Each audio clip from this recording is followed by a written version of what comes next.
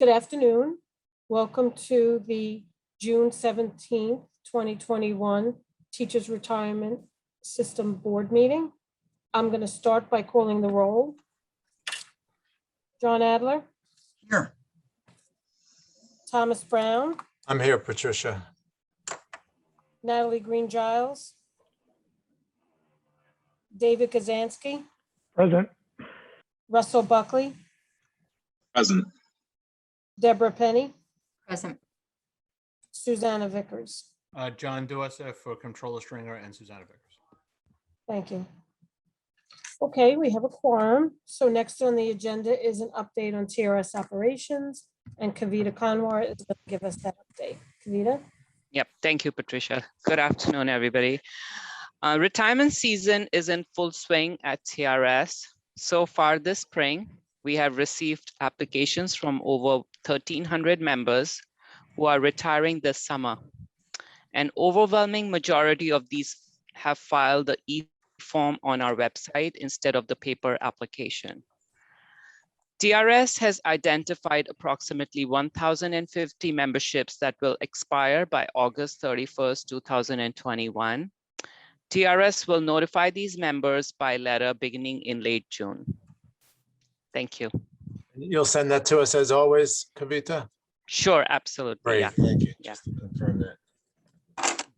Can I Thanks, ask a Kavita. question of Kavita?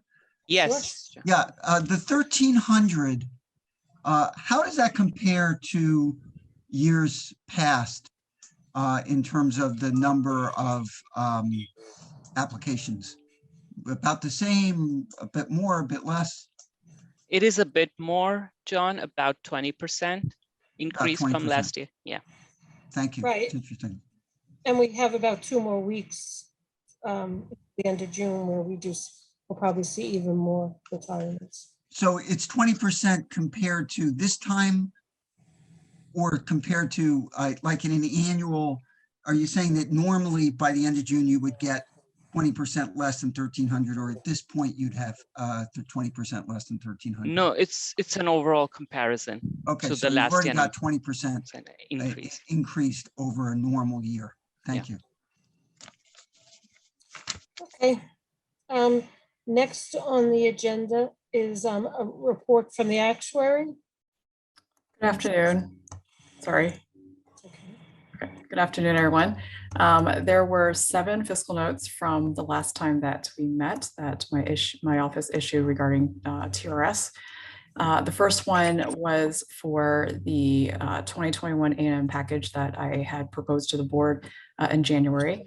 There was no change in the employer contribution for this fiscal note because it was based off of the contributions that I had already determined for the final 21 employer fiscal year. And then the second one, fiscal note number 36, was also for proposed legislation. This was for extending the 7% for 2 fiscal years. Again, this was based off of compared to the employer contributions that were determined for fiscal year 21. And given the time that I had to turn this around, the tight deadline, I didn't have the opportunity to price another A&M package out. So it was compared to not including the 7% and the rest of the A&M package. That cost was $335 million approximately. Fiscal note number 38, also proposed legislation, is for those who participated in the 9/11 rescue, recovery, or cleanup. At that time, they were a member of a retirement system within the state, but not a TRS member. And if they subsequently bought service for this World Trade Center rescue, recovery, cleanup, then they'd be eligible for the World Trade Center presumption. For the disability side, the additional contribution was $39,400 per person. And for the death side, if there was a World Trade Center death related illness, then it would be $34,500 per incident.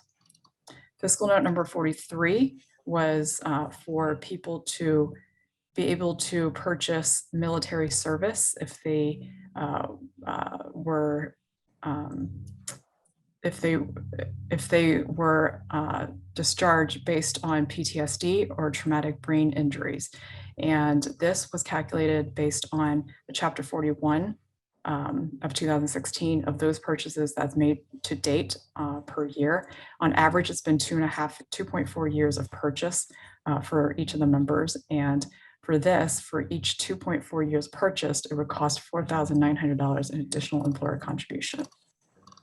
Fiscal note number 46 is a COLA bill, and it is to lower the eligibility age from 62 to age 55, still based on 5 years of retirement. And this is a pretty costly fiscal note. For a COLA fiscal note is usually compounding and pretty costly. So it's $31.6 million in additional employer contribution for the first year. Fiscal note number 47 was basically extending Chapter 41 to retirees. And again, this was based off of data that for purchases of military service for Chapter 41. For TRS, this increase was 0.8 million or 800,000 approximately in employer contributions. And this does represent a one-time increase because these are retirees. And lastly, fiscal note number 48 is another COLA fiscal note, increasing the COLA amount for the surviving spouses from 50% of what the retiree would get to 100% and matching what the retiree would get if they were still alive. For TRS, this is $171.8 million. And that concludes my fiscal note report. For the other two items, I still need time to work on these employer contributions, and I plan on delivering it to the board before the next time we meet. In September. Yes. So it saddens me that we're not ready for this. When we had the May meeting, I had asked you to please put that at the top of your list of things to do, is to get the employer contribution true up using the 7%, which is what's legislatively correct. And the same thing with the employer contribution. So I guess this question is for TRS. I would imagine that presents a problem. We get a bill from the city and now it's using the incorrect assumption rate. So how does that impact TRS? What will you do when the money comes and it's not correct? Ed, can I take that? Paul? Yeah, what we will do as far as the financial statements go is when the information becomes available, we will compare what we received versus what would actually have been due. And for all employers, it will establish either a receivable or a payable. And at that point in time, those that underpaid will have to make themselves whole, and those that overpaid will get a credit for it. So it's a hardship, no doubt about that. It's unfortunate it wasn't done correctly. And so my other question is, and when we talked about this, there was a package. And in the package was the Older Workers Benefit Protection Act, which I believe needed legislation, Madam Actuary, and the credit for early contribution. So where are we with that? So the 7%, the legislation is there. It's been signed by both. It's been signed by Senate, it's been signed by Assembly. It's on the governor's desk. So that is good to go. Where are we with the rest of that package? So in regards to the 7%, yes, it passed both chambers, and the governor, to my knowledge, has not signed it. However, Correct. for fiscal year 21, OWBPA was taken out of that because, again, it's not part of that fiscal year. And what was your other question? So that is, so when you say it's taken out of that, so that's something that that there's going to be legislation for in the future, or that's gone? That's what I'm not. There is legislation to put OWBPA for fiscal year 22, not 21. Okay. All right. That was my question. And the other one was the credit for early contributions. Is that something that also? That doesn't affect, well, there was legislation put in. That doesn't affect the calculation of the final 21 because it's not an early contribution. Right, no, I'm just asking if that's part of, you had mentioned it and talked about it, and I was just wondering if that's something that you're still looking to do, to have legislation for. Yes. Okay, and then the last question was the restart, because that was also part of the package. So where are we with the restart? Was there a restart? Will that be in the calculations? The restart was part of the 2021 A&M.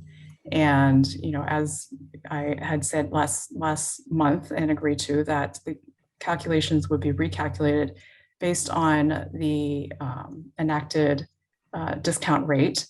And as stated last month, this is a package and it can't be, some of the economic assumptions were tied together. So I can't just revert it back to 7% while reducing the other economic assumptions. So a new package does have to be redesigned. And the asset reset is projected to be a part of that. So yes to the restart. So I'm still not understanding, and anyone can help clarify with the package. So the package was the older workers, credit for, so that's all gone. So when you give us the correct true up, let's talk to the true up first, the 2021 true up. When you give us the true up, that will be using the 7%, which is in legislation. And then when you do the 22, it will be the 7% and a restart. I'm just trying to figure out, you keep talking about that package, but I'm trying to figure out what's what. Okay, so hopefully, and if I'm not explaining it, just let me know. But the 2021 A&M package includes a variety of changes. So it does include an asset reset. It also included a change in the smoothing of the actual valuation of assets. And it does include, like I said, the OWBPA, but the effective date for the OWBPA was for fiscal year 22. And that's why it's not included in the fiscal 21. Okay. And there were mortality improvement scale changes, as well as the CPI change that affected 4 other economic assumptions. And I think that there was a loan provision change, not loan provision, there's a loan assumption change that I believe does not affect teachers. Okay. So I don't know, does that answer your question? So, Yes. So the asset reset is it's a one-time asset reset. It's for fiscal year 21. So it does not affect fiscal year 22. But and when we get those numbers, all right. And again, I am very disappointed that we don't have that yet. And so TRS that needs all that by June 30th isn't going to have it until September. Is that what you're saying? I think September 20th is the next board meeting. So that's, as explained last month, I did clarify that valuations take a few months to perform, and especially if I have to look at a new A&M package. So it was, still according to the same timeline that I had communicated last month, which is going to be later on this summer. It is, I am able to present it sooner than September. I was just saying that we're not meeting until September again, so that's when I'm presenting it to the board. I'm happy to forward it to TRS to forward to the rest of the board when the contributions are ready. that would be appreciated. Thank you. Okay. Madam Chair, may I ask a question? Sure. Yeah, so regarding the true up, and Paul, you mentioned the true up, and I believe Madam Actuary did as well. My question is there interest paid if there's a shortfall and we need to true up more? Is there interest on that payment, and who's paying the interest on it? Is it the employer, or if there's a change in amounts, who's making up the difference? So I think the attorneys can really probably cite the section of the code, but I will just say my understanding is that for overpayments, there is no credit for the employer contributions, which is one of the things that Madam Chair had asked about. That's part of the legislation that I wanted to change. The part for underpayment, where they're not paying enough or late payments on their contribution, the interest is as determined by the actuary.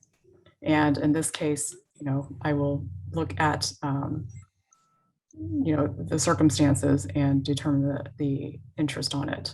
And is the interest paid by the employer or the city? Because I know there's a lot of employing agencies that contribute to TRS that may not be. If I were to assign late interest, because it is determined by the actuary, then it's paid by the employer. Thank you. So the charter schools that are included in there right now are given a bill for a certain amount. And then 4 months later, they're going to be given another amount, which is going to be more than the original. And then they're going to have to pay interest on the difference. That is a huge hardship.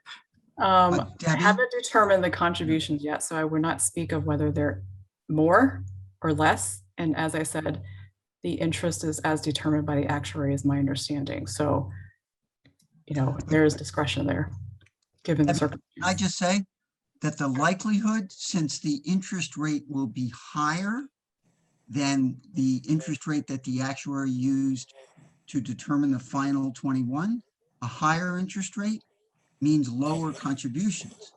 So it's unlikely, it seems to me, I know the actuary can't say this, but I think I can, that the higher interest rate is going to result in higher contributions. On the contrary, it would likely generate lower contributions, which would mean that those charter schools and any other employer would get Right. a credit for overpayment rather than a bill for underpayment.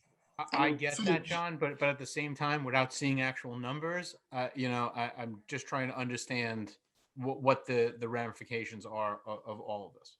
No, I just All really else- responding to Debbie's point, not to Yeah. yours about interest. Well, and the point is, it's a hardship, no matter whether it's the city or it's the charter, whoever it is, it's a hardship because now there has to be recalculations. But we anxiously await the final calculations. Thank you. Madam Chair, can I just make one point Sure. from an actuarial standpoint? I do want to clarify that the contributions were not wrong. They were calculated based on the information that I had. The contributions were issued in May, which obviously, like I said, it takes months to work on it. So they were, calculated in April, if not sooner. The work was done during that time. And as of that time, there was only one proposed legislation, and there was no other bill or legislation at the other time to wait for the interest rate to be anything else. So given that information, I do have the room in terms of past NICROS practice, as well as actual standards of practice, that if there is a proposal on the table, there is room for the actuary to use that in their calculations. So I do want to state that they weren't wrong. They were based on the information that I had at that time. And because subsequent, things change all the time, and they do, as we see. If there's new information, I will be, issuing employer contributions that reflect what has changed since the last time I updated it, which again is what my staff is working on right now. No, I understand. And again, and we still are looking for that legislation, but we've never seen anything to change the legislation. So I think that was the big confusion.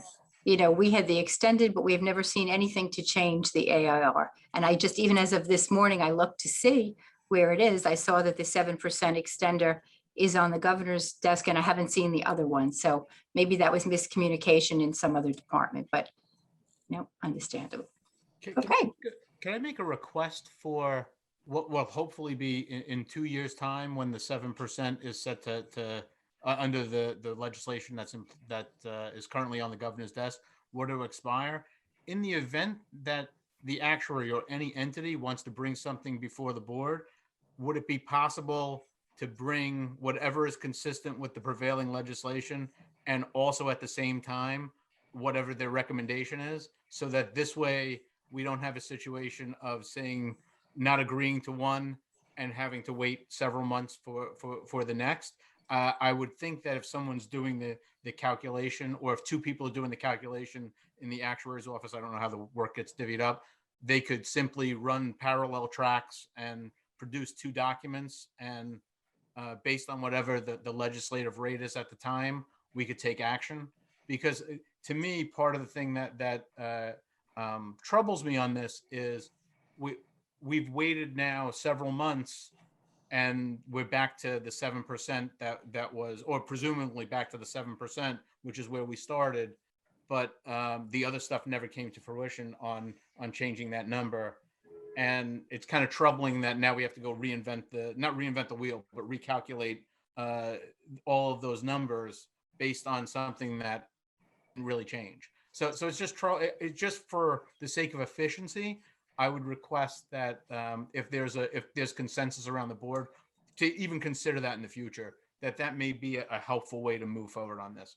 That's not a resolution. That's just a recommendation that I think we should just consider as a board sometime in the future, because I think it would be very helpful to everybody. Yeah, I think that's a very sound idea. I know David Kazansky has his hand raised because I see a little hand in the corner. It is. So now I'll press the button to put it down, hopefully, or it may look like I have another question. Well, I can't fix it. All right. So there we go. So I just have a question regarding the package that's going to be brought before us at some point between now and the next board meeting regarding the restart, or the reset, or however you want to categorize it, because I still grapple with the fact that I don't necessarily believe that there's a benefit to the restart at this moment in time. That when Madam Actuary, when you were working on this, back in I would even say late 2020, to try to get this all worked out, the financial future of New York State and New York City were completely different than they are now. And I just don't see still where there's a rationale for a reset to throw money into the city at this point in time with the projection that it's possible that the city would owe more money down the road. And if my understanding of the numbers that were presented at that time, it showed, a positive influx of money that the city would have or be able to use at present. And then in the out years, that kind of moved to a negative number where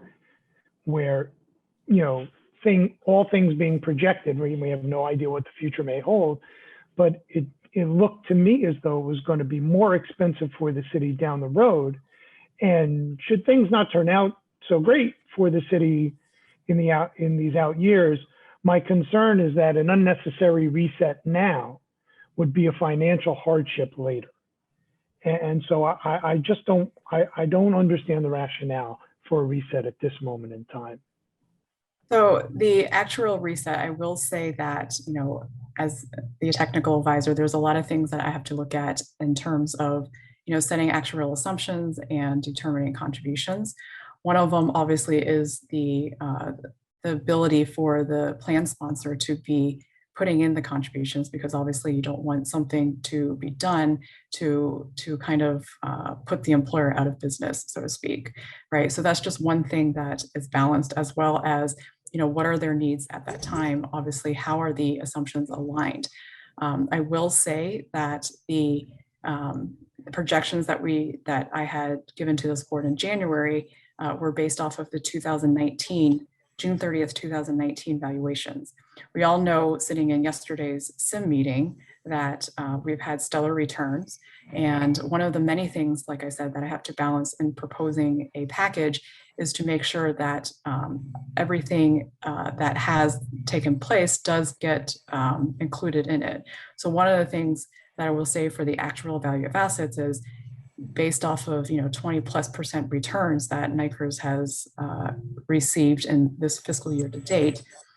That is making the actual value of assets even further away from the market value of assets, meaning that when we reset the actual value of assets for fiscal year 21, that's not even to the level of where the market value of assets is right now. So that also speaks to the pattern that you talk about, that in the future, you saw some positive numbers in the future for the employer to be putting into the pension plan according to, when benchmarked to the 5-year projection of the contributions. I will say that, as it was in the January memo, that there are subsequent events that have happened or are happening at that time that were not captured in those out years, so to speak, in years 4 and 5, that will decrease the numbers without any further changes. Even if we took the 2021 A&M as is, they would decrease those numbers because we are coming off of such a high year of gain, as well as salary gain. And there might be some retirement gains too that we talked about earlier in this meeting. So all those things are taken into consideration, and it's not, I want to emphasize that, this package was not introduced to, just to help the city during a financial crisis at the time. It was recommended based on, all the demographic and economic assumptions that have changed since the prior time that I recommended an A&M package. Okay. I have a question, just to clear up something. Madam Actuary, hi. You base your package on the assumption rate that was different from the assumption rate that is current law. Did your office ever submit a bill to change the assumption rate? Yes, that was the fiscal note number 28, the first fiscal note that I discussed that I presented to this board, and the proposed legislation is attached to that fiscal note. Oh, did it have a number to that bill? Because I seem to miss it. I seem to have missed it. It's a proposed legislation. It's attached as Appendix A of that fiscal note. Oh, I'm not a lawyer, but I thought a bill needed a number. Was that ever presented to the legislature? It was submitted. My understanding was it was submitted to Albany. And, the process obviously a bill starts with proposed legislation is my understanding. So it was proposed legislation that was submitted. Yeah, because I looked and I couldn't even find anything up there. I couldn't even find a bill number. I couldn't find anything of a proposed legislation. So you presented this package based on an assumption rate that was not law. And I thought I got the impression that you based your package on the lower assumption rate because of proposed legislation, and you were expecting this legislation to come out any moment. But legislation, correct me if I'm wrong, if there's, Valerie or somebody, I would assume has a bill number that's ready to go forward. And I could never find any legislation that the assumption rate should be lowered. Maybe I'm wrong, but maybe someone. Valerie? Go ahead. Yeah, I'm sorry. I'm trying to raise my hand and I can't get a camera on this device. Anyway, it just strikes me as crazy. So the 7% is set by law. It's in the statute that merely by drafting legislation that never was introduced, as far as we can tell, the actuary has the ability to use a rate that other than what's set in law, that just, it makes no sense. It seems to me that would be contrary to law, because otherwise the law almost makes no difference what's in the law. All the OA has to do is draft a bill and put a number in there, and that's the number you use. So again, I'm just repeating myself, but I will do that because I don't know if there's, understanding on all parties here that, I have to use assumptions and methods during the time that I calculate contributions. That is the integral part of calculating contributions. As of that time, there was a sunsetting rate with proposed legislation drafted and on its way or already submitted to Albany. That's not my wheelhouse. That retroactively has another rate to be applied for that valuation year. And as I said, with past practice, there has been, including this board, has voted on contributions that have underlying assumptions and methods and plan provisions that are not in law yet, but do have proposed legislation. It's further supported by the actuarial standards of practice that if there is a change that's upcoming, the actuary does have the discretion to incorporate those changes in the current valuation. Sherry, I think that in history, when you keep on referring to the previous time that this was done, there was consensus with all the boards. And that's why it was able to be done, because everybody agreed to go to Albany and to make that change. And I think that in this case, the board was not in agreement. And I guess Valerie's question is, just because you propose legislation, did that give you then the ability, and that legislation was never taken up by either the Assembly or the House or the Senate, does that then allow the actuary? The actuary has the authority at that time to go ahead and do what she wants, regardless of what's. So when I say that this board and other boards in New York City have adopted changes that are not effective in law already, that is not just exclusive to the discount rate. As this board adopted a year ago, the preliminary 21 contributions included, for example, OWBPA. That was not law yet. And so just as, we don't have that as law yet, but it's in preliminary 22. And that's why we have subsequent contributions, such as final contributions or updated preliminary contributions or otherwise updated contributions, to incorporate changes that have or have not taken place since the last time that the contributions are issued. I think there's really is a material difference between some of the examples you're throwing out and the current situation. The ARR is such a huge component of the calculation, and there was clearly not, agreement to the board by the board on the proposed change. And if we want to talk about ARR, there has been circumstances where this board and other boards have adopted contributions using an ARR that's not in the statute. As you know, the AIR is a provision that sunsets. So as we are calculating contributions, we are looking into the next fiscal year, and at times there's no ARR in the law for that. An assumption has to be made. And this board has adopted it before the governor has enacted sometimes the AIR. But always through consensus. That's the key word here. And I haven't heard the word consensus coming from you, Madam Actuary. Anything that we've always done, you're talking about past practices. Past practices include us, the board, and a conversation, dialogue.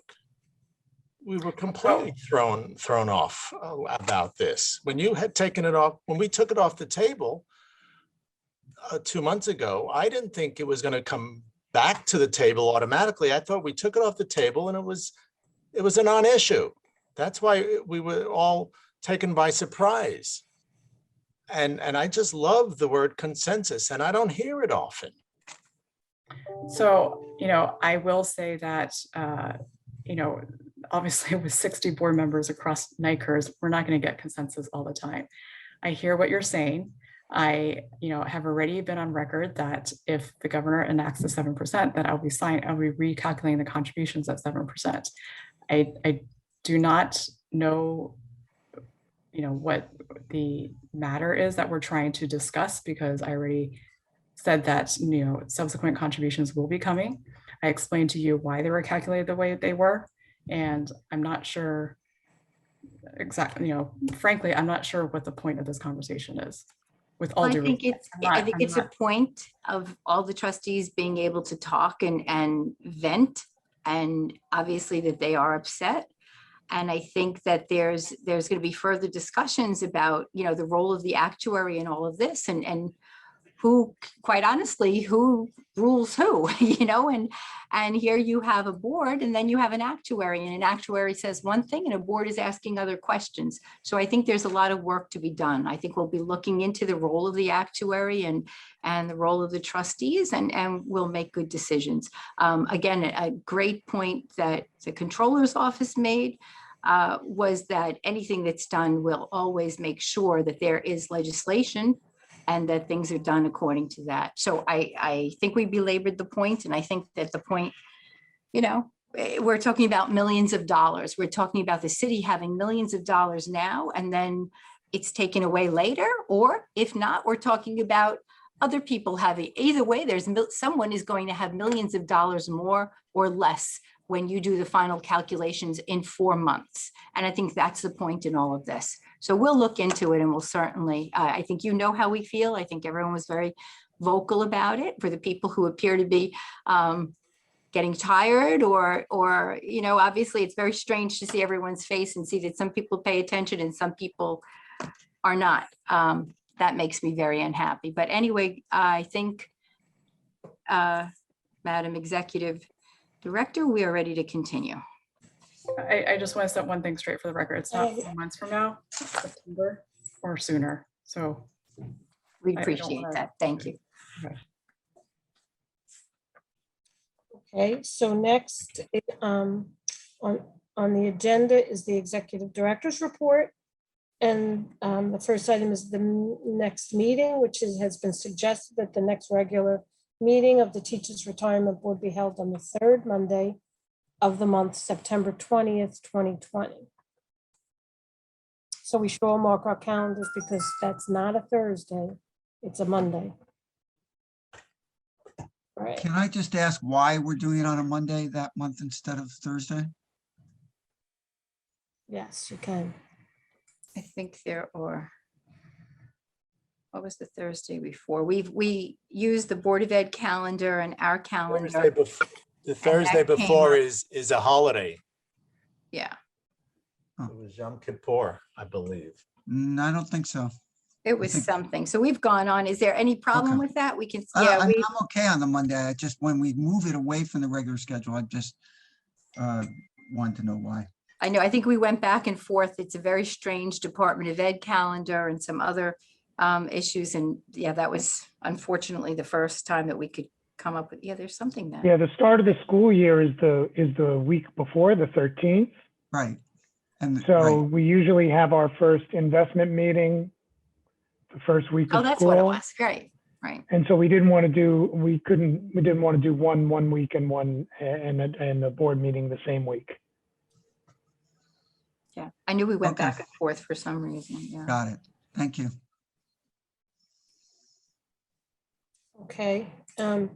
Next on the Executive Director's Report is the authorization to the Controller of the City of New York to invest certain QPP funds. Please skip the reading of this resolution. Okay, thank you. Okay, so we're skipping the entire thing. All right, So I move to adopt the resolution. okay, thank you. It's a motion. Do I have a second? Second, Thank you. Any discussion?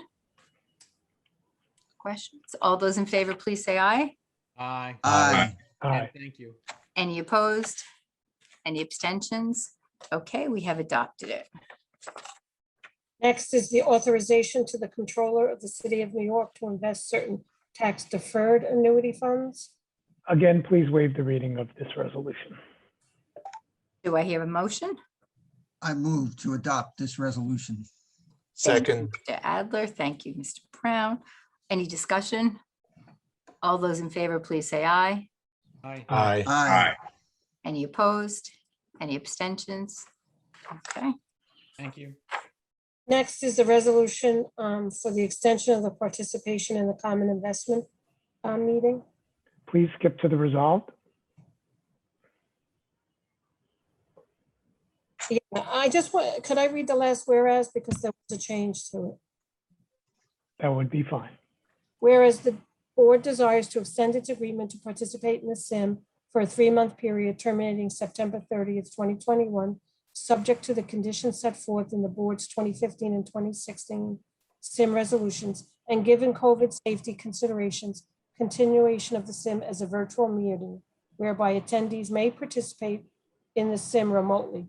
Therefore, be it resolved that the Teachers Retirement Board extends for the 3-month period terminating September 30th, 2021, its participation in the Common Investment meeting as described and subject to the conditions of the board's 2015 and 2016 SIM resolutions, Oh, and the continuation of SIM as a virtual meeting to enable remote participation, and be it further resolved, nothing in this resolution shall abrogate any rights or waive any responsibilities reserved to the Board of Trustees under applicable law.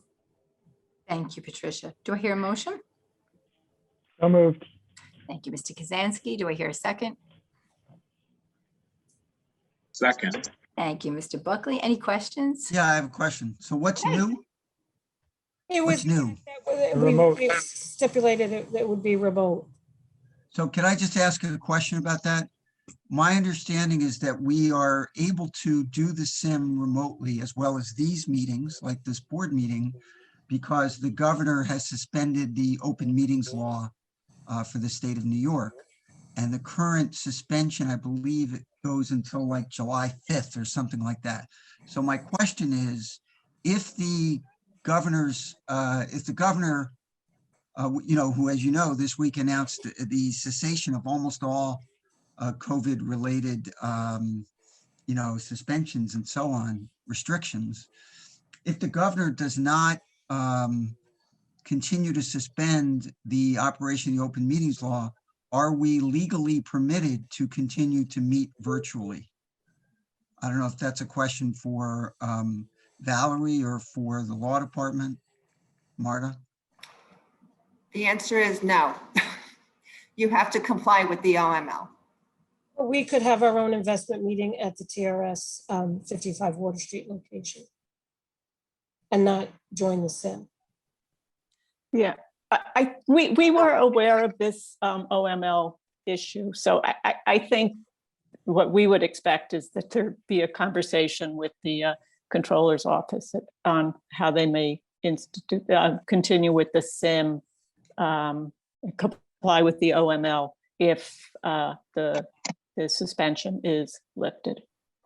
So I just want to say from the controls office perspective, I presume that this is not the only retirement system that will have questions regarding what happens when OML gets lifted, considering the sheer size of the participants of the SIM.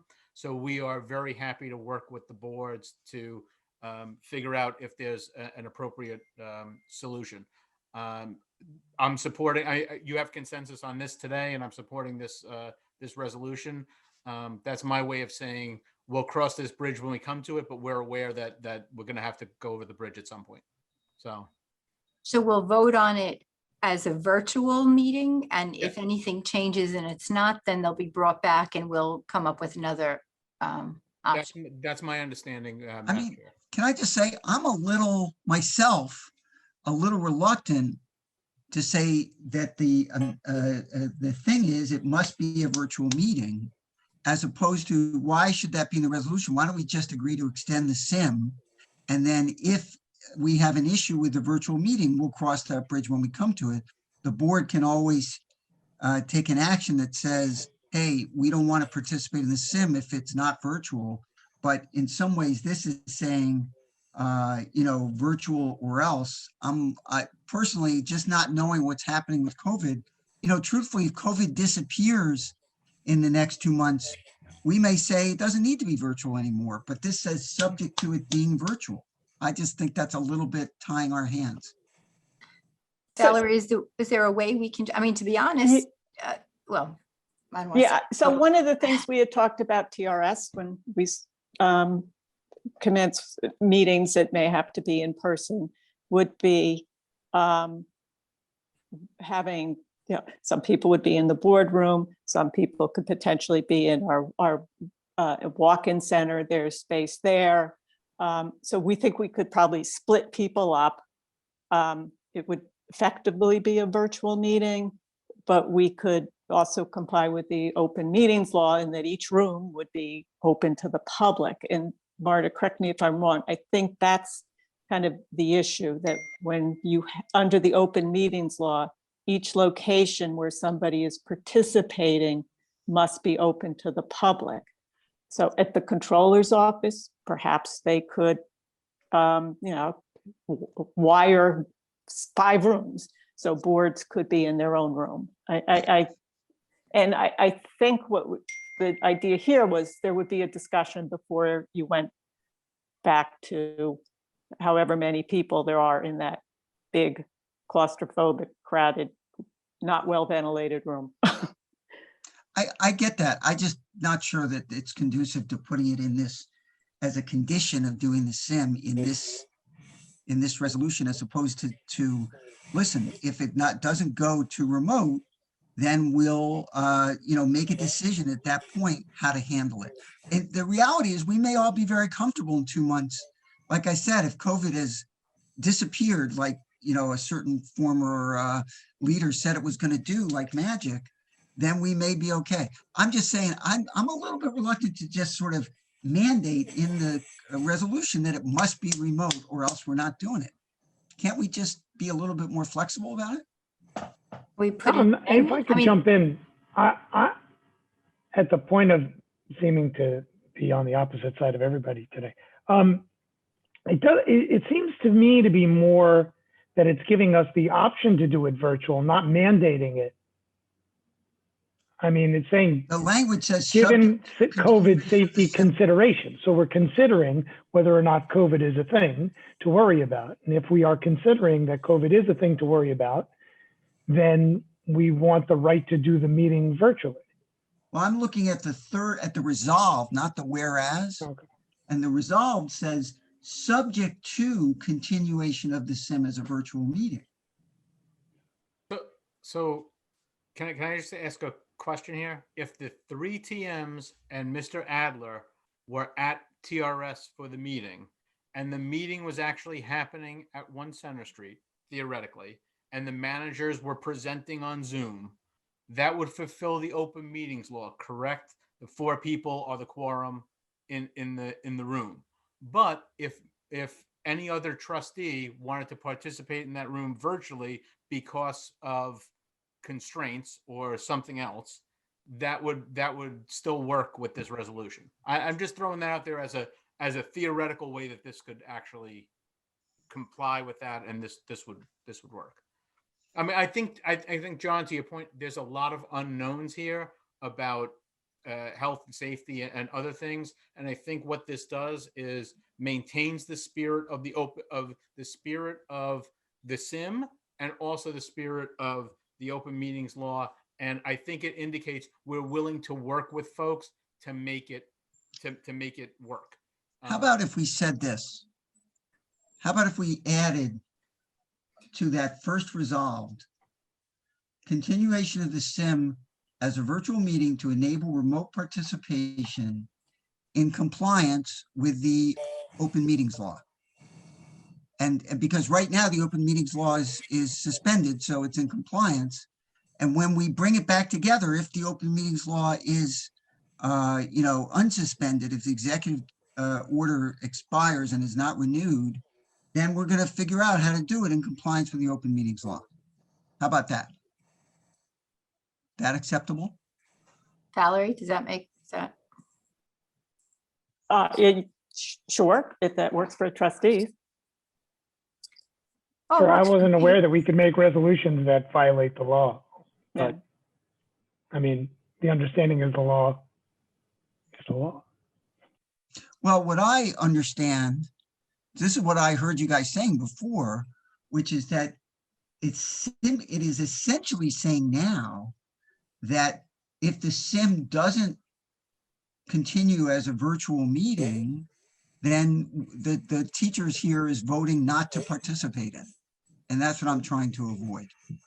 I guess I would phrase it a little differently. It's not that we're voting not to, it's that the controller's office would have to get the board comfortable with whatever structure they came up with to comply with the open meetings law. It forces a discussion.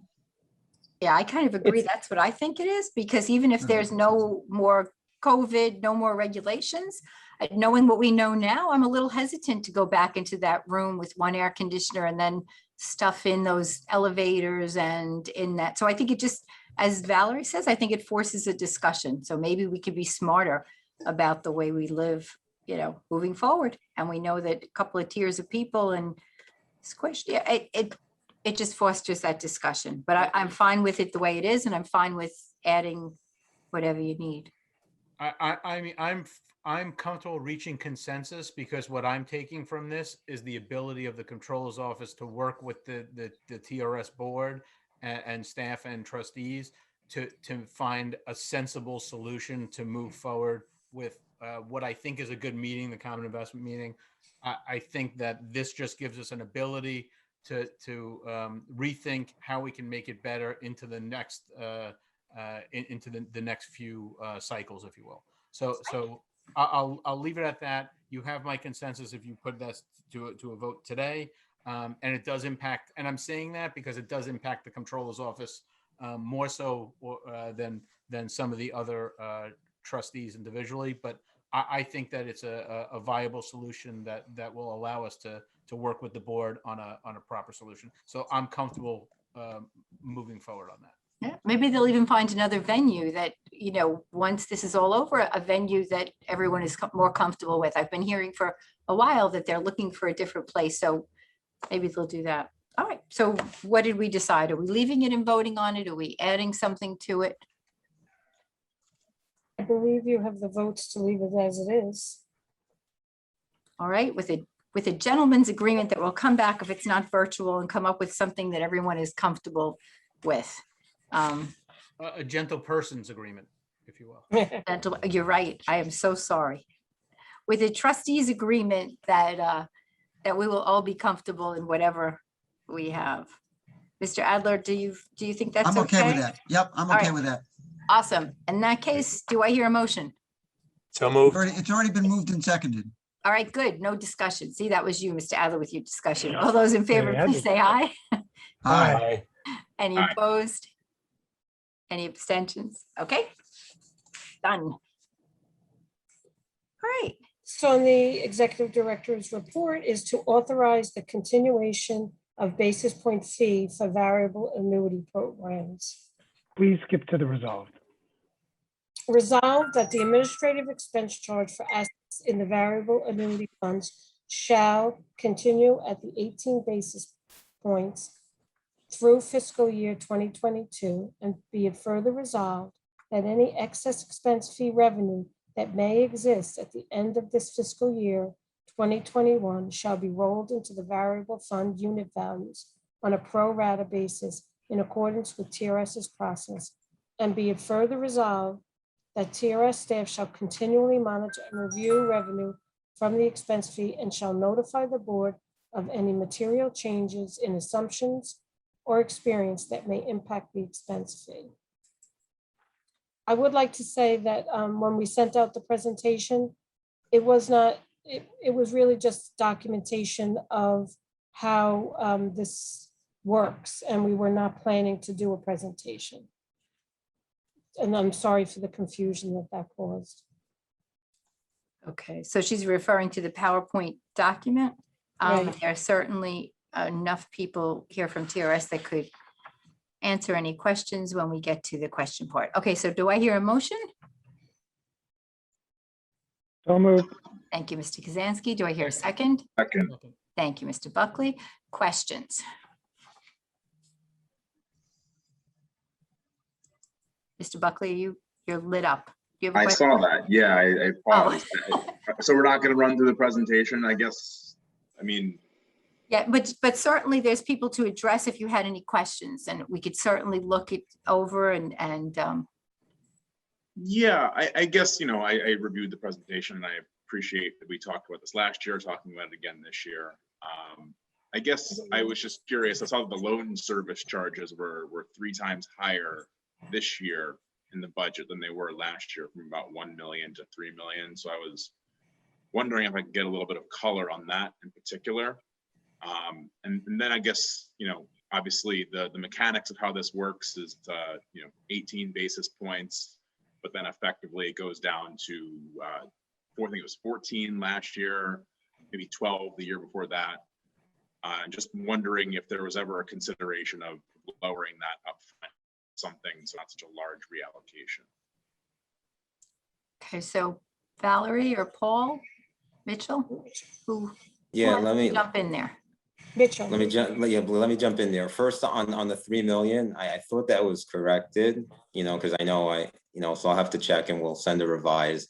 You're right, it's the same as last year in terms of it's very standard in terms of the I funding. may have been looking at an old version of the presentation. My apologies, Mitchell. Yeah, I don't, so that's, I'll have to check on that if, so that's with the loans. There is no change in that. It's based on, get funding, for the loans amounts and then we use it. It says what, if the number is correct, I mean, the number 3 billion is in the presentation that was sent, just attached just now to this agenda. So that's the amount in there. But anyway, that's Okay, yeah, so I'll send it because okay, it should have been updated. Right, so you'll just correct that and send it out to Yeah, all the definitely. board members? Thank you. Yeah, and the second question about the basis points, right? And what we're using is a true up every year because it's never going to be the same amount then. So so that's the process of just chewing it up every year. Right now, obviously the assets are high, but it's a true up every year. Yeah, I guess I was just wondering, given the, it's typically it comes in like 2/3, I guess. 18 basis points seems kind of high, all things considered. We're giving back like 1/3 of the initial upfront fee is my point, I guess, right? Like, have we ever considered lowering the 18 basis points to better reflect where we come in every year? Well, why don't you address that? Yeah, I would say that first of all, you would never want to be in a situation where it's going the other way. Certainly. Second of all, a good portion of the money that's sitting in the variable resides on the QPP side, which will go away over time. So it's definitely something that you could adjust downward. I don't know if I would go all the way down to 12 or 14%. Sure. Because you wouldn't be in that situation. And it's also something that I wouldn't want to be adjusting every year. You'd want it to be there for a period of time. Sure. So, but it's definitely something that could be looked at.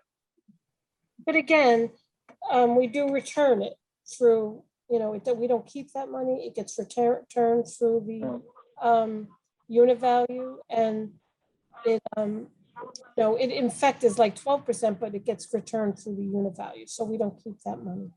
Understood. And I'm not implying that TRS does keep that money. I'm merely noting from, potentially a competitiveness perspective of the fees that TRS charges on the TDA funds versus, say, a Vanguard. And this is obviously a little bit of a in the weeds of returning unit values back over a monthly basis. I know that we're only talking, and Paul, I appreciate the point about not wanting to set it at 12 and then having to take extra back. But certainly when people examine their funds, they look at fees, right? And certainly if we're 18 basis points is high, all things considered, on an annual basis, if we're constantly reallocating 4 to 6 to 8 basis points back to the members, it might make the TDA appear more cost effective for those doing compare contrast against other external markets, other people who manage the money. That's the only point that I'm trying to make.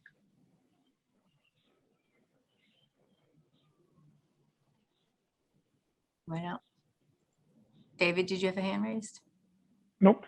Oh, sorry. All right. Yeah, so I guess that's something that we should look at, Valerie. We do ask you about that, and we do look at it every year, and as Paul indicated, we try to keep 18 basis points, to eliminate the volatility if the markets go down, and try to give the members, predictability in terms of the expenditures and such. But it is something we do look at every year and look at how the market did in the previous. But again, eliminate the volatility and as much predictability as possible. But I do want to let Russell know we do look at it very seriously, and as Patricia said, the important part is we do look at any excess back into the fund to the members. Appreciate that. Thank you. Okay. Any other questions? Okay, then all those in favor, please say aye. Aye. Aye. Any opposed? Any abstentions? Okay, motion carries. Okay. Next is the resolution for attendance at a virtual conference. The following resolution is presented for consideration of possible adoption. Resolved that the trustees of the Teachers Retirement Board hereby approve the attendance and participation of the executive director or designees and any interested trustee at the National Council on the Teachers Retirement NCTR Virtual 99th Annual Conference from October 10th to October 12th, 2021. So I'll also move that. Thank you, Mr. Dorset. Do I have a second? Second. Thank you, Mr. Brown. Any questions? I would imagine next year, the 100th is going to be a big wing ding. All those, right? All those in favor, please say aye. Aye. Aye. Any opposed? Any abstentions? Okay, be there. Okay, and that Hard luck, is- they'll have it in New York. Yeah.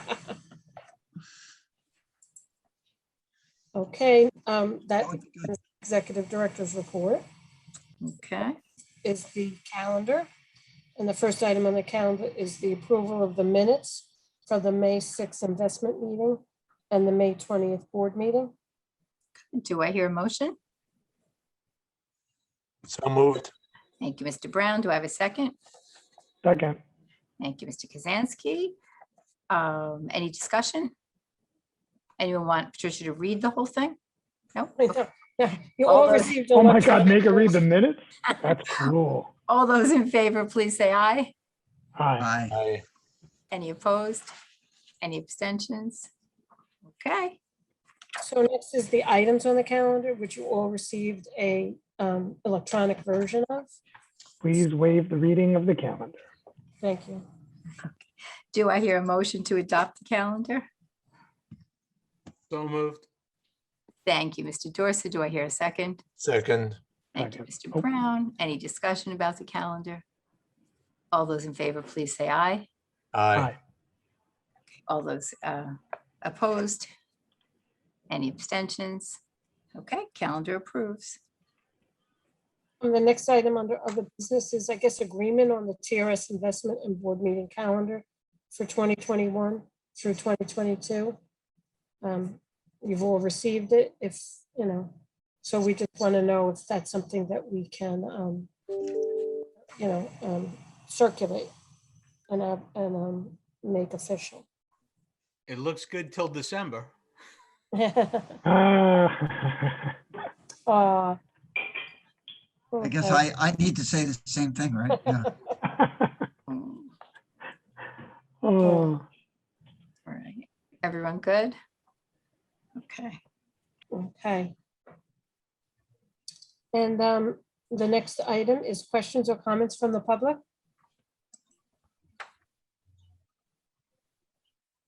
and hearing none, do I hear a motion to go into executive session?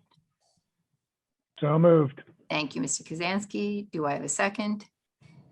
Second. Thank you, Mr. Buckley. All those in favor, please say aye. Aye. Aye. Any opposed? Aye. Abstentions, questions? Okay, we're in executive. Okay, Susan, will you You're a report out, detective, please? too. I certainly will, and hopefully I'm less fuzzy than I was earlier today. I'm hoping not to be fuzzy. In executive session, several contract matters were discussed. Consensus was reached, which will be announced at the appropriate time. We also received a presentation on cybersecurity. Thank you, Ms. Stenning. Okay, do we have any other business? Okay, in that case, this is the last time that we're meeting until September. We wish everyone a wonderful summer. If you're going on vacation, be safe. If you're not, then that's enjoy anyway. Thank you so much. Do I hear a motion to adjourn? So moved. Thank you, Mr. Kazansky. Do I hear a second? Second. Who just said it? Thank you, Mr. Dorso. All those in favor, please say aye. Aye. Aye. Okay, any opposed? Abstentions? Okay, stay tuned for attorney-client. We stand adjourned.